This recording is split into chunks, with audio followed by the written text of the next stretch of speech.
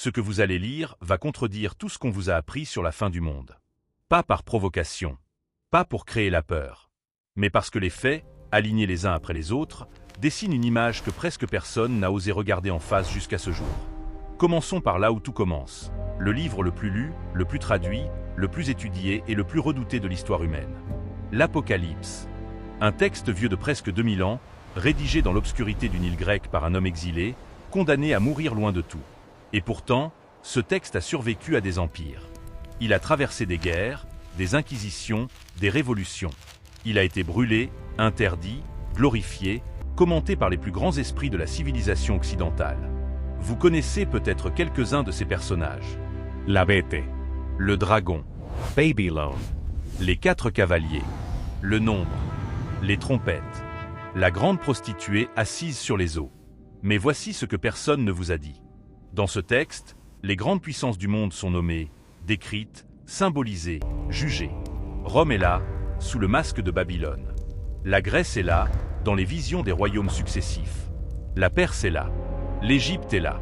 Le pouvoir commercial de Tyr est là. Les rois de l'Orient sont là. L'empire qui domine les mers est là. Toutes les grandes nations qui ont compté dans l'histoire de l'humanité trouvent leur place dans cette vision apocalyptique. Chacune a un rôle. ciascuna ha un destino. Chacune est jugée.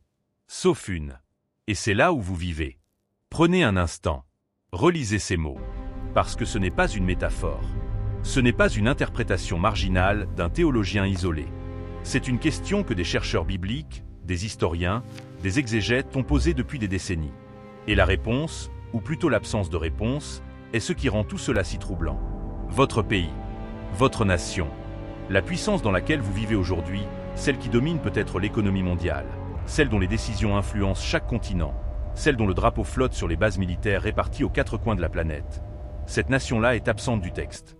Pas marginalisée, pas symbolisée de façon floue. Absente. Et ça change absolument tout. Restez avec moi, parce que ce que je vais vous révéler dans la suite de cette narration va transformer la façon dont vous regardez le monde actuel.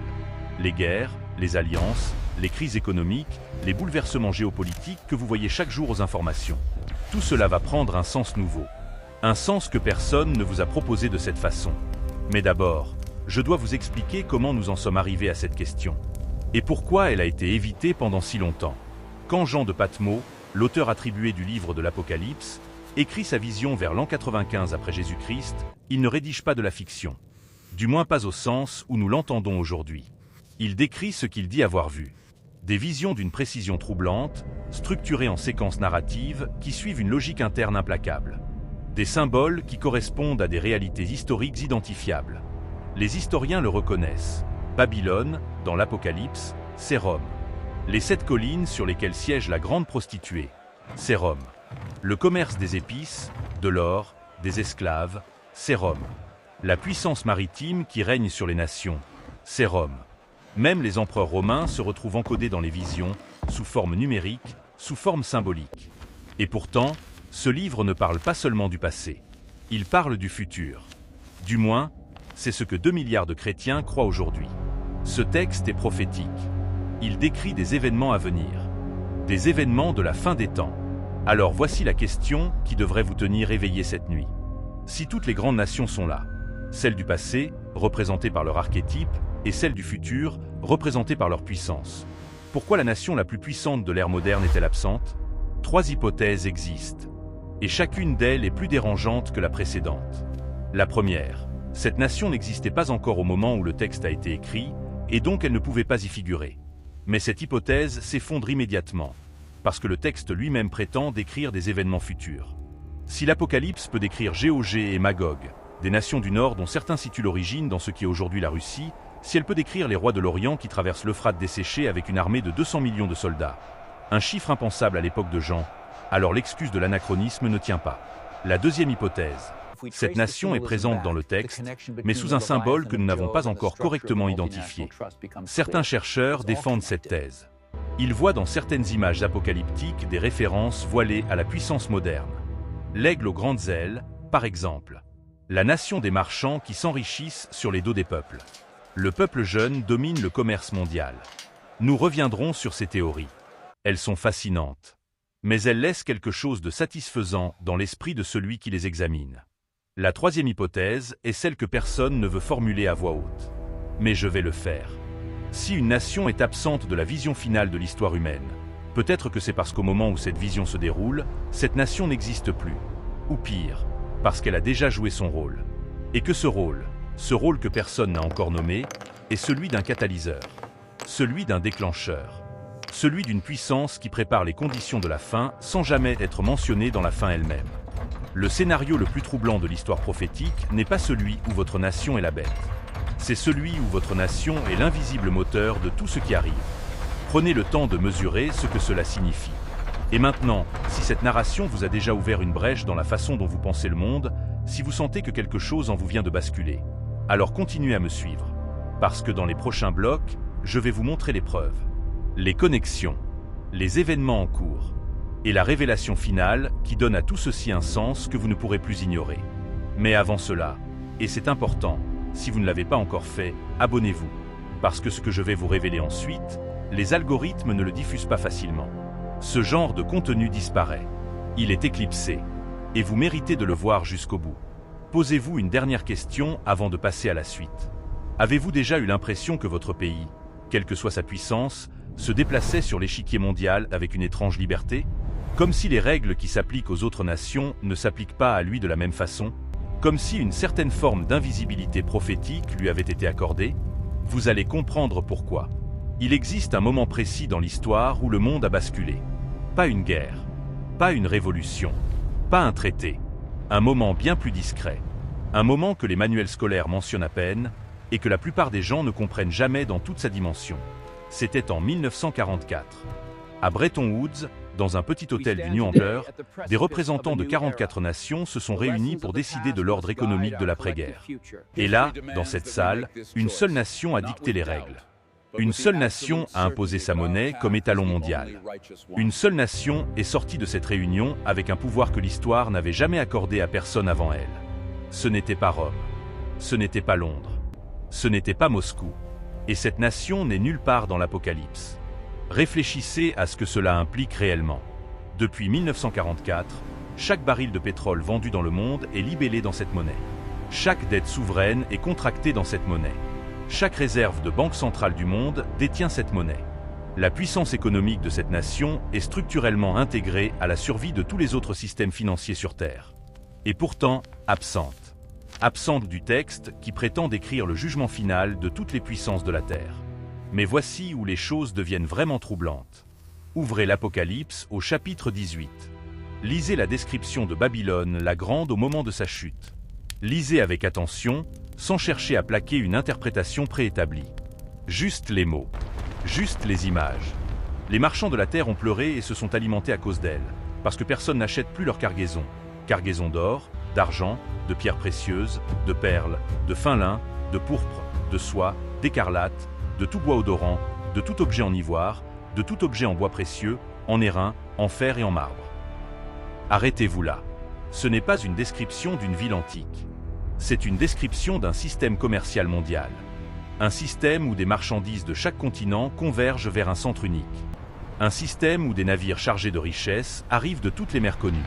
Un système qui, en une nuit, peut s'effondrer, et dont la chute provoque les pleurs de tous les marchands de la terre. Quel empire antique correspondait à cette description au moment où Jean écrivait? Rome, en partie. Mais Rome était avant tout une puissance militaire et administrative. Son commerce existait, certes, mais il ne dominait pas le monde entier, au point que sa disparition aurait provoqué les pleurs de tous les marchands de toutes les nations. Maintenant posez-vous la question inverse. Quelle puissance, dans l'histoire moderne, correspond précisément à cette description? Une puissance dont l'effondrement économique déclencherait une récession mondiale instantanée. Une puissance dont la monnaie est tellement intégrée aux systèmes commerciaux internationaux que sa disparition provoquerait le chaos dans chaque économie sur Terre. Une puissance dont les marchands, les grandes corporations, les banques d'investissement, les fonds souverains, sont présents sur chaque continent et dont la richesse est si tentaculaire qu'on ne peut plus l'imaginer disparaître. Prêtez attention à ceci. Certains exégètes sérieux, pas des conspirationnistes, pas des prédicateurs de fin du monde en plein air, mais des théologiens universitaires, des historiens des religions, des spécialistes du texte apocalyptique, ont posé cette question explicitement dans leurs travaux. Et leur conclusion est inconfortable. Babylone, dans sa dimension prophétique finale, n'est pas Rome. Rome était l'image contemporaine utilisée pour encoder le message. Mais le message lui-même pointait vers quelque chose de plus grand, quelque chose de futur. Une Babylone nouvelle, une Babylone moderne, une entité commerciale et financière d'une puissance sans précédent historique. Et cette entité, si l'on suit la logique du texte jusqu'au bout, est peut-être justement la nation absente. Non pas absente parce qu'elle est ignorée, mais absente des listes de nations jugées parce qu'elle est Babylone. Parce qu'elle n'apparaît pas dans la liste des ennemis, elle est l'ennemi central. Elle est le système lui-même. Mais voilà où une deuxième piste s'ouvre. Et celle-ci est encore plus déstabilisante.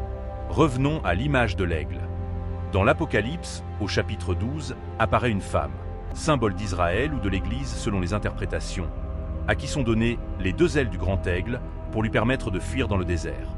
L'aigle, dans la symbolique biblique, est associé à la protection divine.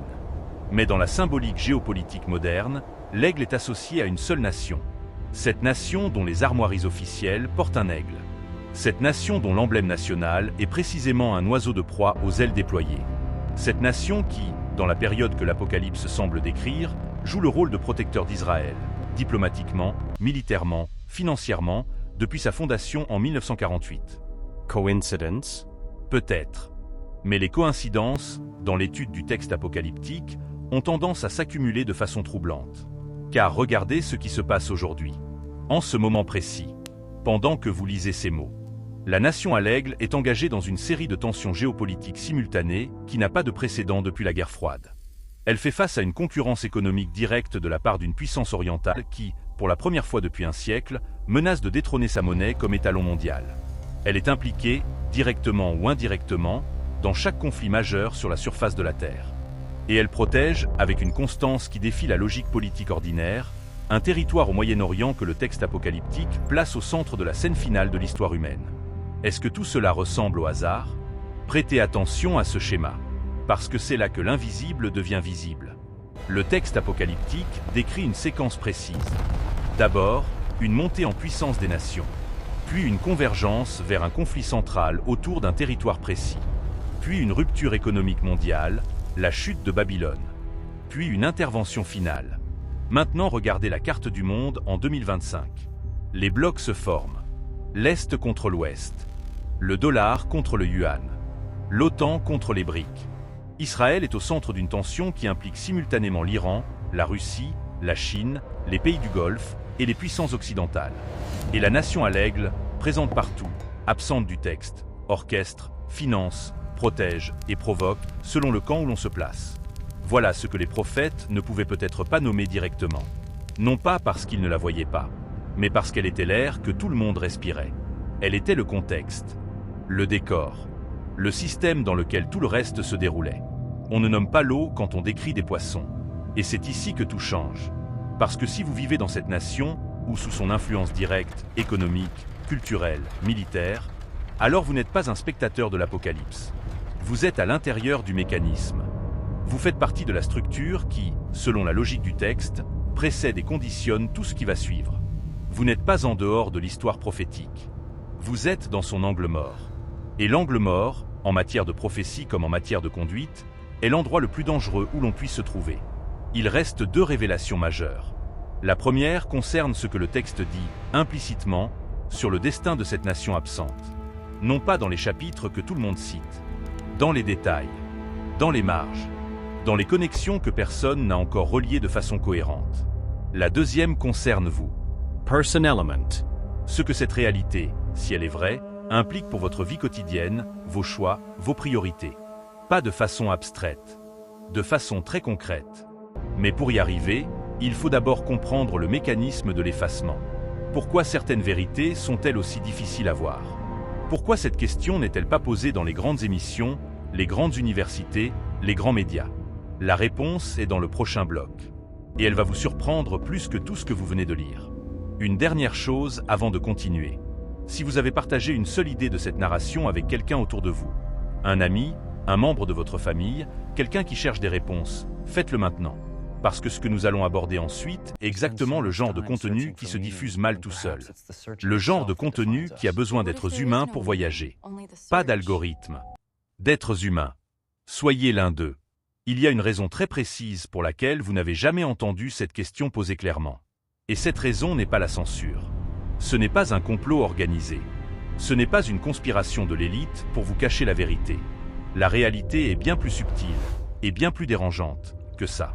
La raison pour laquelle cette question reste dans l'ombre, c'est que la nation absente a réussi quelque chose qu'aucun empire avant elle n'avait jamais accompli. Elle ne s'est pas imposée par la force brute. Elle ne s'est pas déclarée maîtresse du monde.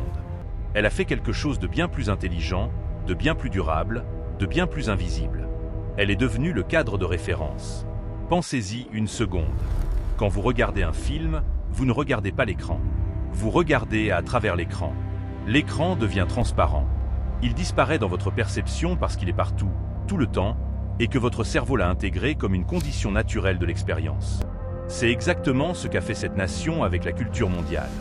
Ses films, ses séries, sa musique, son modèle économique, sa langue, qui est devenue la lingua franca du commerce, de la diplomatie, de la science, de la technologie. Ses universités, qui forment les élites de chaque nation sur Terre. Ces réseaux sociaux, qui structurent la façon dont des milliards d'êtres humains pensent, communiquent, s'informent et se divertissent. Elle n'a pas besoin d'être dans l'Apocalypse parce qu'elle est devenue le filtre à travers lequel vous lisez l'Apocalypse. Voilà l'effacement. Ce n'est pas une suppression, c'est une absorption. Cette nation a absorbé le regard du monde au point que le monde ne la voit plus comme une entité séparée, jugeable, comparable aux autres. Elle est devenue la norme. Et la norme, par définition, n'a pas besoin d'être justifiée. Elle justifie tout le reste.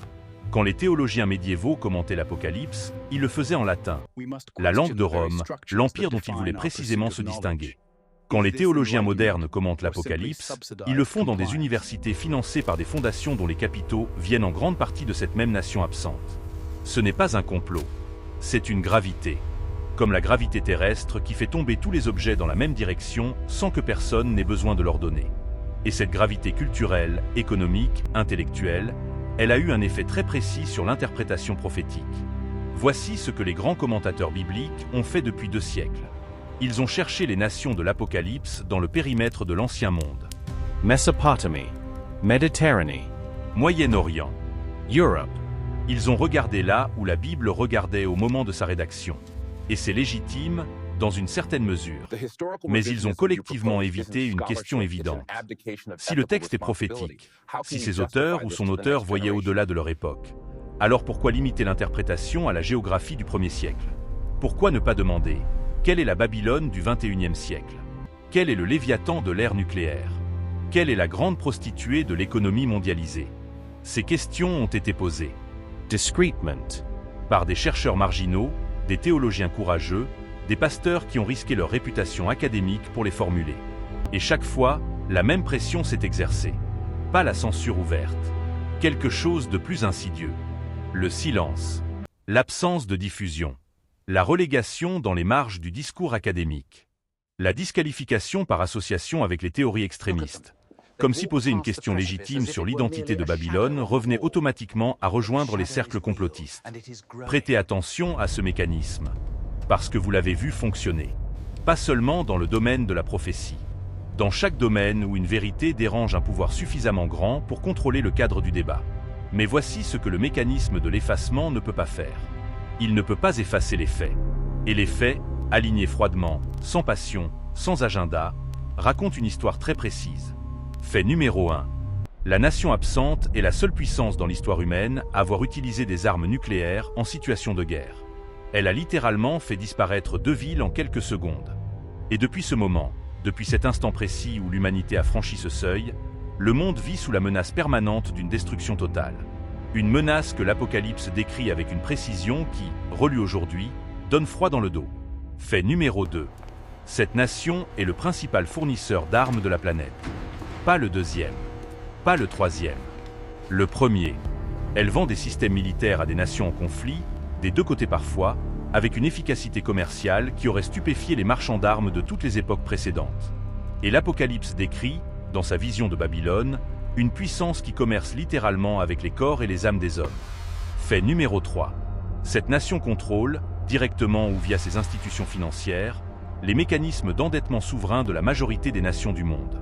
Le FMI, la Banque mondiale, le système SWIFT, les agences de notation qui décident du destin économique des pays. Et l'Apocalypse décrit Babylone comme une puissance dont les marchands étaient les grands de la terre, et par la sorcellerie de laquelle toutes les nations ont été séduites. Fait numéro 4, et celui-ci est le plus troublant de tous. Cette nation a fondé, financé, protégé et armé l'État d'Israël depuis 1948. Pas par hasard géopolitique, par une combinaison de facteurs religieux, culturels, économiques et stratégiques qui font de cette relation la plus singulière de l'histoire diplomatique moderne. Et Israël, ce territoire de la taille d'un petit département français, coincé entre des puissances hostiles, doté de ressources naturelles modestes, est précisément le point géographique autour duquel l'Apocalypse organise la totalité de sa scène finale. La bataille finale de l'Apocalypse n'a pas lieu à Washington. Elle n'a pas lieu à Moscou. Elle n'a pas lieu à Pékin. Elle a lieu dans la vallée de Megiddo, en Israël. Dans un lieu si précis que son nom a donné le mot qui désigne la fin du monde dans toutes les langues occidentales. Armageddon. Et la nation qui a le plus contribué, militairement, diplomatiquement, financièrement, à maintenir Israël en existence depuis 1948, et donc à rendre possible le scénario géographique décrit dans l'Apocalypse, est précisément la nation absente du texte. Réfléchissez à ce paradoxe. Elle est absente du texte. Mais sans elle, le texte ne pourrait pas se réaliser. Elle est l'invisible facilitatrice, celle qui prépare la scène sans figurer dans la pièce. Et maintenant, quelque chose se passe. En ce moment, que vous ne pouvez pas ignorer si vous regardez l'actualité avec des yeux ouverts. Cette nation commence à montrer des signes de fragilité sans précédent. Non pas militairement, elle reste la puissance armée la plus formidable de l'histoire humaine. Mais intérieurement, Politiquement. Culturellement. Socialement. elle se divise. Profondément. Sur des lignes de fracture qui ne ressemblent pas aux divisions politiques ordinaires. Ce ne sont pas des divergences sur des politiques publiques. Ce sont des fractures identitaires. Des fractures sur ce que cette nation est censée représenter, sur les valeurs qui la fondent, sur la vision qu'elle a d'elle-même et de son rôle dans le monde. Et les nations qui se divisent de l'intérieur, dans l'histoire, ont un nom. Elles s'appellent des empires en déclin. Babylone aussi, dans le texte, tombe non pas sous les coups d'un ennemi extérieur. Elle tombe parce que son propre système se retourne contre elle. Parce que ses propres marchands la pleurent de loin. Ce qui signifie qu'ils l'ont abandonnée avant même qu'elle tombe. Parce que sa chute est soudaine, totale et irrévocable. En une seule heure, tant de richesses ont été réduites à néant. Une seule heure. Pensez à ce que cela signifie dans le contexte d'une économie numérique mondialisée, où des milliers de milliards de dollars peuvent être transférés, effacés ou gelés en quelques secondes. Une seule heure n'est plus une métaphore.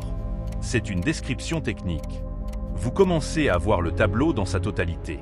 Pas un tableau peint par la peur. Pas un tableau peint par le fanatisme.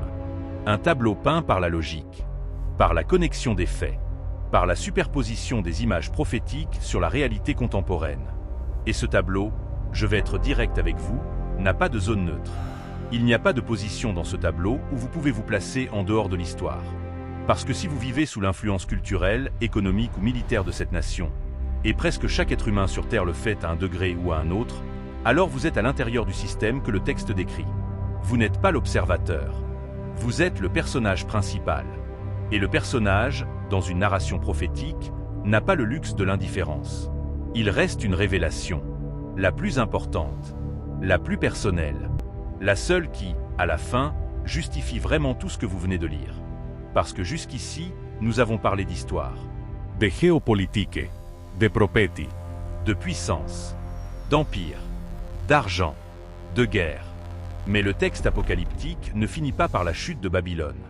Il ne finit pas par la bataille d'Armageddon. Il ne finit pas par les trompettes ou les coupes de colère. Il finit par une invitation. Une invitation adressée à chaque individu. Pas aux nations, pas au gouvernement, pas aux empires. À chaque personne. Personellement. Et cette invitation, ces mots, sa signification et ce qu'elle implique concrètement pour vous aujourd'hui, dans votre vie réelle. C'est ce que je vais vous révéler dans le bloc final. Préparez-vous. Parce que c'est là que tout ce que vous venez d'apprendre devient personnel. Voici ce que personne ne vous dit quand on parle de l'Apocalypse. Ce texte n'a pas été écrit pour terroriser. Il n'a pas été écrit pour paralyser. Il n'a pas été écrit pour que des hommes en treillis construisent des bunkers dans le désert, ni pour que des prédicateurs vendent des kits de survie à des foules apeurées dans des stades climatisés. Il a été écrit comme un acte de résistance. Jean de Patmos était un prisonnier. Un homme dépouillé de tout. Exilé sur un rocher au milieu de la mer Égée, à l'âge où la plupart des hommes de son époque étaient déjà morts. Il avait tout perdu, sa liberté, ses proches, sa communauté. Et c'est dans cet état de dénuement absolu qu'il a reçu, ou composé, ou transcrit, selon ce que vous croyez, le texte le plus lu de l'histoire humaine après la Bible elle-même, dont il constitue le point culminant. Pourquoi est-ce important? Parce que ce contexte change tout à la lecture. Un homme qui écrit depuis la liberté écrit des instructions. Un homme qui écrit depuis la puissance écrit des lois. Mais un homme qui écrit depuis la captivité, depuis la dépossession totale, depuis le bord du monde, cet homme-là écrit une promesse. Il écrit pour ceux qui n'ont plus rien à perdre et tout à espérer. Et la promesse au cœur de l'Apocalypse n'est pas la destruction. La destruction est le contexte. La promesse, c'est ce qui vient après. Regardez le chapitre 18 une dernière fois. Pas pour analyser Babylone. Pour entendre l'appel qui précède sa chute. Sortez du milieu d'elle, mon peuple, afin que vous ne participiez point à ses péchés, et que vous n'ayez point de part à ses fléaux. Sortez du milieu d'elle. Ce n'est pas une instruction géographique. Jean ne demande pas à ses lecteurs de prendre un bateau et de quitter Rome. Il parle à des gens qui vivent à Éphèse, à Smyrne, à Pergame, à Thyatire, des villes profondément intégrées dans le système économique et culturel de l'Empire romain. Des gens qui travaillent dans ce système, qui paient leurs impôts à ce système, qui achètent leur pain dans les marchés de ce système. Il ne leur dit pas de fuir physiquement. Il leur dit quelque chose de bien plus radical. Il leur dit de ne pas être définis par ce système. De ne pas laisser ce système devenir leur identité. De ne pas confondre leur appartenance à un empire avec leur appartenance à quelque chose de plus grand, de plus durable, de plus réel. Maintenant transpose cet appel à votre vie aujourd'hui. Vous vivez dans un système. Peut-être le système le plus sophistiqué, le plus confortable, le plus séduisant que l'humanité ait jamais construit. Un système qui vous offre des écrans lumineux en permanence, une abondance de divertissement, une illusion de connexion sociale, une succession ininterrompue de désirs satisfaits et immédiatement remplacés par de nouveaux désirs. Ce système a un nom dans la langue ordinaire. On l'appelle le consumérisme. On l'appelle le capitalisme tardif. On l'appelle la société du spectacle. On l'appelle la modernité liquide. Les penseurs ont trouvé 1000 noms pour décrire la même réalité. Le texte apocalyptique, lui, n'a qu'un seul mot pour ça. Babylone. Et la question que le texte vous pose, personnellement, directement, sans détour, n'est pas « Est-ce que Babylone va tomber ?» La réponse à cette question est déjà donnée. Elle va tomber. Les empires tombent tous. Sans exception. Aucun système humain n'a jamais survécu à l'histoire. La question est « Est-ce que vous allez tomber avec elle ?» Prêtez attention à ceci, parce que c'est le cœur de tout. Il y a une différence fondamentale entre vivre dans un système et appartenir à un système. Vous ne pouvez pas choisir de ne pas vivre dans le monde. Vous ne pouvez pas sortir de l'économie mondialisée par une décision de volonté pure.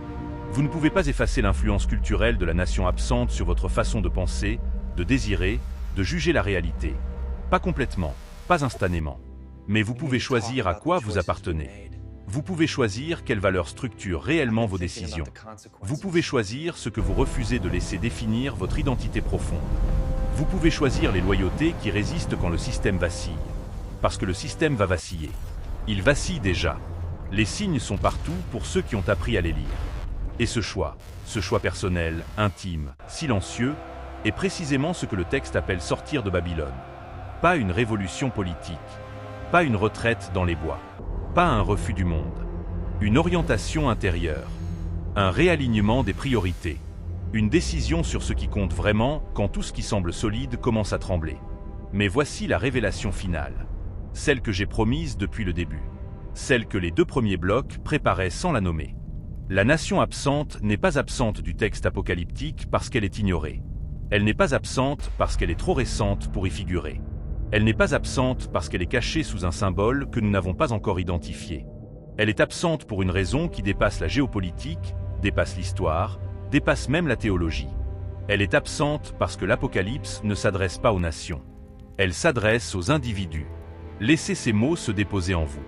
Le livre de l'Apocalypse commence par cette lettre. Pas au gouvernement, pas aux armées, pas aux empires. Cette lettre à cette communauté. Cette groupe de personnes ordinaires qui vivent dans des villes ordinaires sous l'autorité d'un empire d'extraordinairement puissant. Des gens qui travaillent, qui aiment, qui doutent, qui cèdent à la pression, qui résistent parfois, qui se découragent souvent. Des gens comme vous. Et dans chacune de ces communautés, le texte dit la même chose sous des formes différentes. Il dit « Je vois votre situation réelle. Je vois les pressions que vous subissez. Je vois les compromis qu'on vous demande de faire. Je vois la tentation de vous fondre dans le système pour survivre, pour prospérer, pour éviter la douleur du refus. Et je vous dis, tenez. Pas tenez pour votre nation. Pas tenez pour votre empire. Pas tenez pour votre culture ou votre civilisation. Tenez pour quelque chose que les empires ne peuvent ni donner ni reprendre. C'est ici que la narration bascule du macro vers vous, vers votre vie concrète, vers vos choix de cette semaine, de ce mois, de cette année. Parce que la question prophétique centrale n'est pas « Quelle nation est Babylone ?» Cette question est intellectuellement fascinante. Elle est légitime. Elle mérite d'être posée. Mais elle n'est pas la question finale. La question finale est « De quoi êtes-vous citoyen en premier ?» Répondez honnêtement. Pas à moi, à vous-même. Quand vous prenez une décision importante, un choix de carrière, une décision financière, une orientation de vie, quelle est la boussole que vous consultez en premier? Est-ce la logique du système dans lequel vous vivez? Est-ce la pression sociale de votre environnement culturel? Est-ce la voix de la consommation qui vous dit que votre valeur se mesure à ce que vous possédez, à ce que vous paraissez, à ce que vous produisez? Ou est-ce autre chose? Babylone, dans le texte, n'est pas seulement une ville. C'est une façon d'être dans le monde. C'est une façon de mesurer la valeur. C'est une façon de hiérarchiser les loyautés. C'est un système de sens. Un système qui vous dit ce qui compte, ce qui dure, ce qui mérite votre temps, votre énergie, votre vie. Et l'invitation de l'Apocalypse, cette invitation adressée à chaque individu, par-delà les siècles et les frontières, est une invitation à choisir un autre système de sens. Maintenant, regardez autour de vous. Vraiment, regardez la façon dont votre société actuelle structure le désir.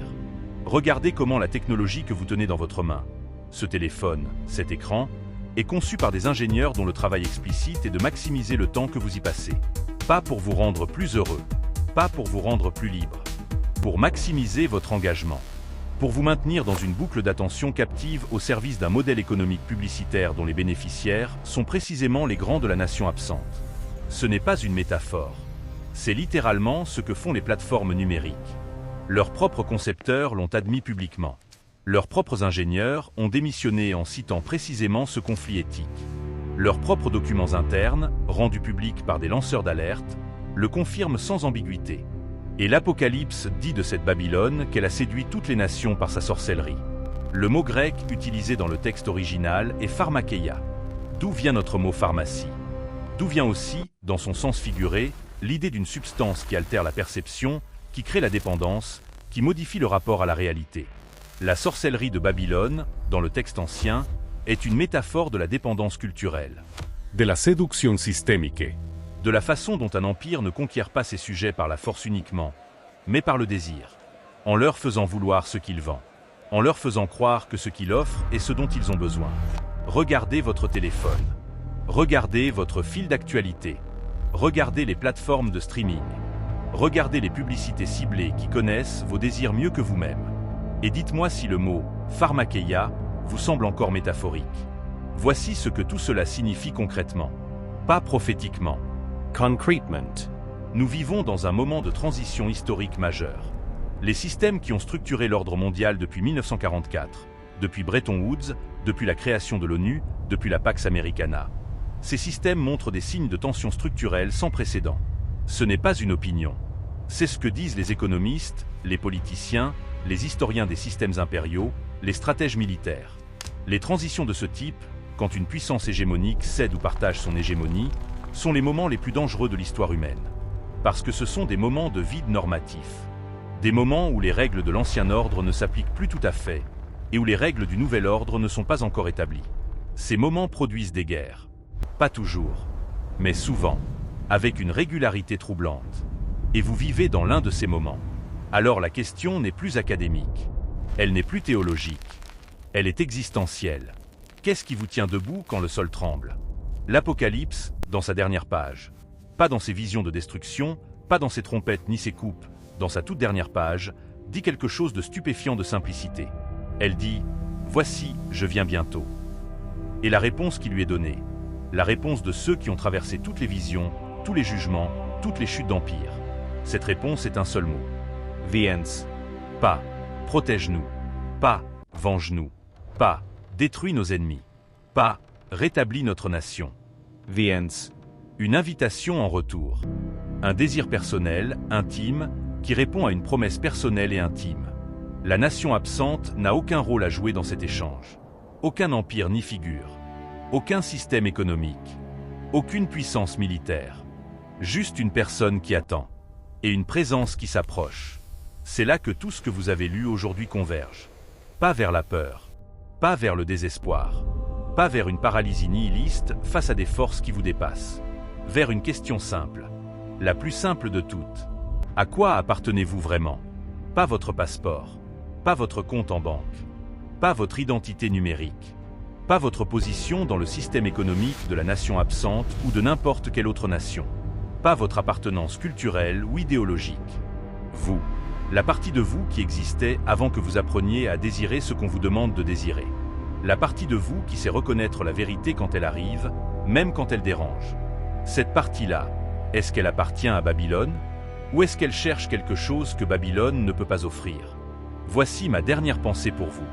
Les grandes nations vont et viennent. Rome est tombée. L'empire mongol est tombé. L'empire britannique est tombé. Tous les Babylones de l'histoire ont fini par voir leurs marchands pleurer à distance devant la fumée de leur incendie. Ce cycle n'est pas un désastre. C'est une leçon. Une leçon répétée avec une patience infinie à travers les millénaires, offerte à chaque génération qui veut bien la recevoir. La leçon est celle-ci. Ne construisez pas votre vie sur ce qui tremble. Ne fondez pas votre identité sur ce qui sera pleuré. Ne confondez pas la puissance de votre époque avec la permanence de l'Éternel. Et surtout, ne laissez pas l'absence d'une nation dans un texte prophétique vous rassurer faussement. Parce que l'absence prophétique n'est pas une protection. C'est peut-être le signe le plus troublant de tous. Le signe d'une puissance si intégrée dans le tissu du monde qu'elle ne peut pas être nommée séparément. Parce qu'elle est le monde tel que vous le connaissez. Et ce monde-là, le texte le dit clairement, est en train de passer. Ce qui ne passe pas, en revanche, c'est ce que vous choisissez de placer au centre de votre vie. Ce qui ne passe pas, c'est la façon dont vous traitez les personnes qui vous entourent quand les systèmes qui vous sécurisent commencent à vaciller. Ce qui ne passe pas, c'est la profondeur de votre ancrage dans quelque chose qui précède et dépasse tout empire. Vous avez lu quelque chose de rare aujourd'hui. Une connexion entre l'ancien et le contemporain. Entre le prophétique et le politique. Entre le cosmique et le personnel. Ne laissez pas cette connexion s'évaporer dans le flux continu de l'information. Prenez un moment. Vraiment. Posez votre écran. Respiras. Et demandez-vous honnêtement, est-ce que ce que j'ai lu aujourd'hui change quelque chose dans la façon dont je veux vivre? Si oui, agissez en conséquence. Pas demain. Aujourd'hui. Et si cette narration vous a ouvert quelque chose, une question, une brèche, un début de réponse, partagez-la. Pas pour l'algorithme. Pour la personne dans votre vie qui cherche des réponses et ne sait pas encore quelle question poser. Parce que Babylone, dans sa chute, pleure seule. Mais ceux qui ont choisi de sortir du milieu d'elle, eux, ils ne sont jamais seuls. Et j'entendis une autre voix du ciel qui disait « Sortez du milieu d'elle, mon peuple ». Apocalypse 18:4